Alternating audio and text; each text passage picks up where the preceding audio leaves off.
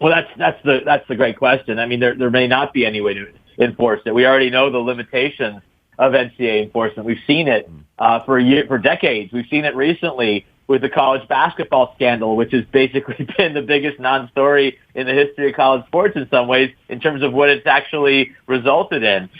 So I totally understand that part of it. I don't I think there's a desire for federal guidelines just to point to something. But as far as how it's applied and how it affects the collectives and whether this will actually change anything, I think those are all, fair criticisms and critiques of the current landscape. Again, I'm really interested to see if the collectives will continue. Everything when it starts is always enthusiastic, and there's a lot of people trying to one-up each other.